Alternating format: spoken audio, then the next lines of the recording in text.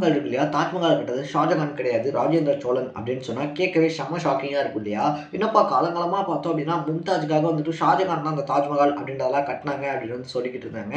அது மட்டும் இல்லாம பார்த்தோம் அப்படின்னா உலகம் ஃபுல்லாவே லவ் அப்படின்னு சொன்னோம் அப்படின்னா இந்த தாஜ்மஹால் இருக்கு இல்லையா, தாஜ்மஹால் தான் வந்துட்டு ஞாபகம் வரும். வருஷமா படிச்சுக்கிட்டு இருக்கக்கூடிய ஹிஸ்டரி வந்துட்டு நீ படக்குன இவர் கட்டல ராஜேந்திர சோழன் தான் கட்டினாரு அப்படின்னு சொல்றீங்க, இதெல்லாம் நியாயமா அப்படின்னு சொல்லி கேட்டோம்னா, தாஜ்மஹால் அப்படின்றத வந்துட்டு ராஜேந்திர சோழன் கட்ட கிடையாது. ஆனா தாஜ்மஹாலுக்கு முன்னாடியே பார்த்தோம் அப்படின்னா இப்ப தாஜ்மஹால் எதுக்காக ஃபேமஸா இருக்கு, ஒருத்தர் வந்து அவருடைய காதலி அப்படின்றத எக்கச்சக்கமா காதலிச்சாரு, அவருடைய காதலிக்காக இறந்ததுக்கு அப்புறமா ஏதாவது பண்ணணும் அப்படின்னு சொல்லி நினைச்சாரு. ஸோ அதனால பார்த்தோம் அப்படின்னா தாஜ்மஹால் அப்படின்றத கட்டினாரு அப்படின்னு சொல்லி ஒரு விஷயம் இருக்கு இல்லையா?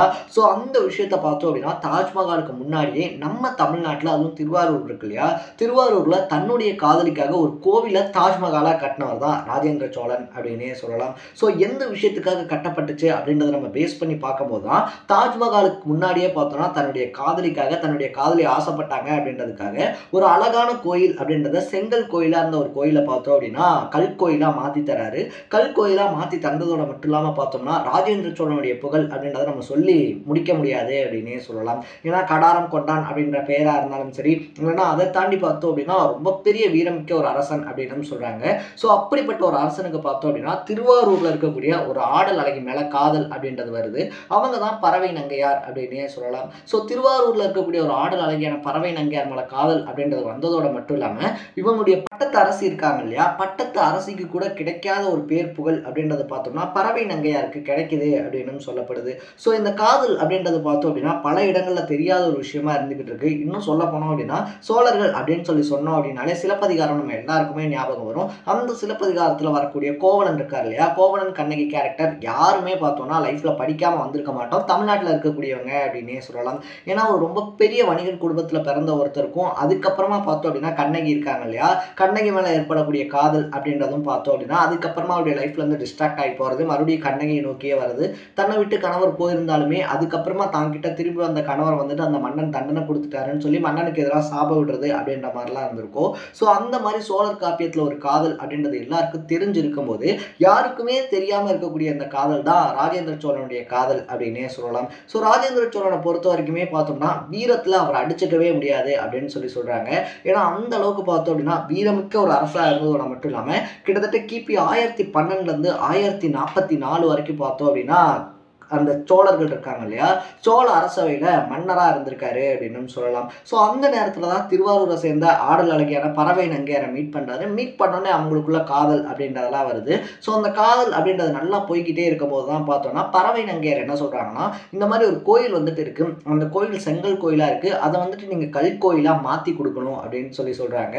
ஸோ ராஜேந்திர சோழனும் என்ன பண்றாரு அப்படின்னா காதலி கேட்டுட்டாங்க, ஆசைப்பட்டு கேட்டாங்க அப்படின்றதுனால திருவாரூர்ல இருக்கக்கூடிய ஒரு கோயிலை பார்த்தோம்னா செங்கல் கோயில் இருந்து கல்கோயிலா மாத்தி கொடுக்குறாரு. அதுதான் இன்னைக்கு திருவாரூர்ல ஃபேமஸா இருக்கக்கூடிய தியாகேஸ்வரர் கோயில் அப்படின்னே சொல்லலாம். ஸோ தியாகேஸ்வரர் கோயிலை பொறுத்த வரைக்குமே பார்த்தோம் அப்படின்னா அதனுடைய பிரம்மாண்டமா இருந்தாலும் சரி, அதனுடைய கட்டமைப்பா இருந்தாலும் சரி, இன்னும் சொல்ல போனோம் அப்படின்னா காதலி கேட்டாங்க அப்படின்றதுனால கோயிலை மட்டும் கட்டி கொடுக்காம அந்த கோயில்ல பார்த்தோம் அப்படின்னா அதிக அளவுல தங்கமா இருந்தாலும் சரி, இல்லைன்னா அதை தாண்டி மாணிக்க கற்கள், முத்து, கிட்டத்தட்ட 400க்கும் மேற்பட்ட குத்து விளக்குகள் அப்படின்ற மாதிரி வச்சிருக்காரு.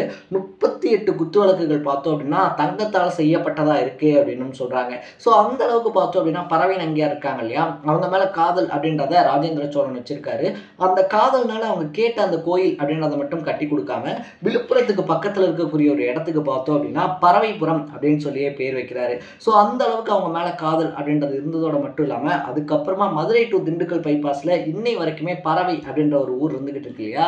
சோ யாராவது திண்டுக்கல்ல இருந்து மதுரைக்கு போறாங்க, இல்ல மதுரையில இருந்து திண்டுக்கல் வராங்க அப்படின்னா எங்க இருக்கீங்கன்னு கேட்டா பறவையை தாண்டி வந்துகிட்டு இருக்கேன் அப்படின்லாம் சொல்லியிருப்பாங்க.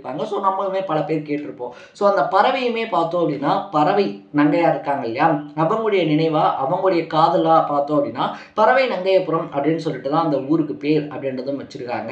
ஸோ இவங்களுடைய காதல் அப்படின்றது பார்த்தோம் அப்படின்னா அந்த காலத்துல ரொம்ப பெரிய அளவுல பேசப்பட்டுச்சு அப்படின்னு சொல்றாங்க. ஏன்னா ராஜேந்திர சோழனுடைய புகழா இருந்தாலும் சரி, இல்ல மக்களுக்கு அவங்க செஞ்ச நன்கொடைகளா இருந்தாலும் சரி, இதை யாருமே மக்கள் மறந்திருக்க மாட்டாங்க. ஸோ அப்படி ஒரு ஆடல் அழகி மேல காதல் அப்படின்றத வச்சு அவங்கள கல்யாணம் அப்படின்றது பண்ணிக்கிட்டதோட மட்டும் இல்லாமல் அவங்க ஆசைப்பட்ட விஷயங்கள் அப்படின்றத சேர்த்து வச்சுருக்காங்க. ஸோ அதுக்கப்புறமா இவங்களுக்கு அப்புறமா வந்த தலைமுறைகள் இருக்காங்க இல்லையா, ராஜாஜி ராஜ சோழன் அப்படின்னு சொல்லிட்டு.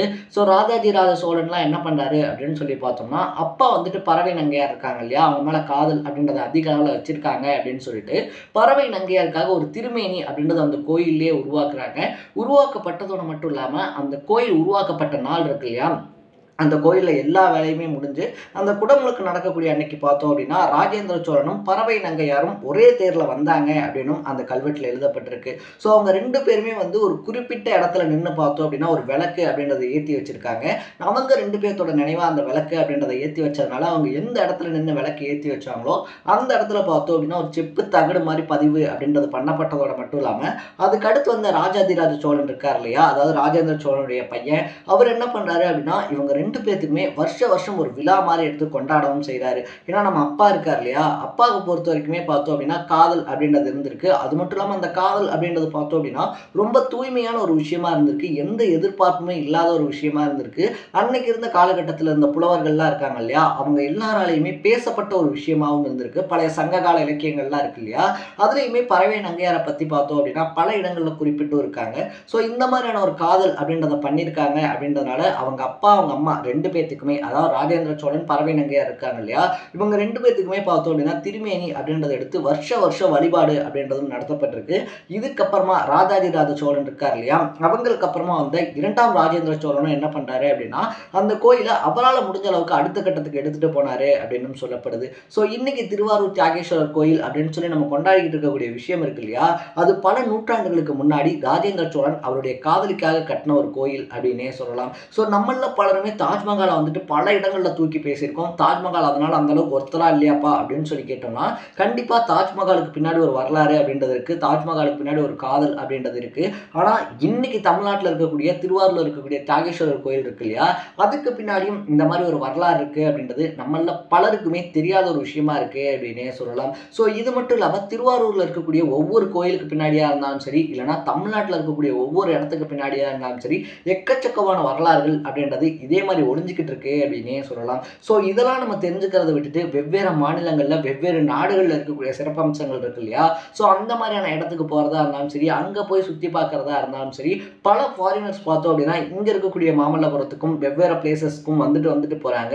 ஸோ வெளியே இருக்கக்கூடியவங்களுக்கு இங்கே இருக்கக்கூடிய பிளேசஸை பற்றி தெரிஞ்ச அளவு கூட பார்த்தோம் அப்படின்னா நம்மள பலருக்குமே இன்க்ளூடிங் மீ ஆல்சோ அப்படின்னே சொல்லலாம். ஏன்னா இந்த கண்டென்ட்டுக்காக ரிசர்ச் பண்ணி தேடுறதுக்கு முன்னாடி வரைக்குமே பார்த்தோம்னா தியாகேஸ்வரர் கோயிலுக்கு பின்னாடி இப்படி ஒரு பிரம்மாண்டமான வரலாறு இருக்குது, அதுவும் ஒரு காதல் காவியமே ஒளிஞ்சிருக்கு அப்படின்னு சொல்லி எனக்குமே தெரியாது. ஸோ இதே மாதிரி இன்ட்ரெஸ்டிங்கான விஷயங்கள், அது மட்டும் இல்லாமல் இப்படி பதஞ்சு போயிருக்கக்கூடிய பல ஸ்டோரிஸ் இருக்கு இல்லையா, இனி வரக்கூடிய வீடியோக்களில் தொடர்ந்து நம்ம பேச போகிறோம். அது எல்லாத்தையுமே நீங்கள் தொடர்ந்து தெரிஞ்சுக்கணும் அப்படின்னு சொல்லி ஆசைப்பட்டீங்கன்னா மறக்காமல் நம்ம சேனலை சப்ஸ்கிரைப் பண்ணிக்கோங்க. ஸோ சப்ஸ்கிரைப் பண்ணுறதோட மட்டும் இல்லாமல் இந்த காதல் ஜோடி இருக்காங்க இல்லையா, ஸோ ராஜேந்திர சோழன் பறவை நங்கையார், இவங்களுடைய காதலை பற்றி நீங்கள் என்ன நினைக்கிறீங்க அப்படின்றத கமெண்ட் செக்ஷனில் பதிவு பண்ணிவிட்டு மறக்காமல் நம்ம சேனலை சப்ஸ்கிரைப் பண்ணிக்கோங்க. நாளைக்கு இதே மாதிரி இன்னொரு இன்ட்ரெஸ்டிங்கான வீடியோட சந்திக்கலாம். டாடா, பை பை.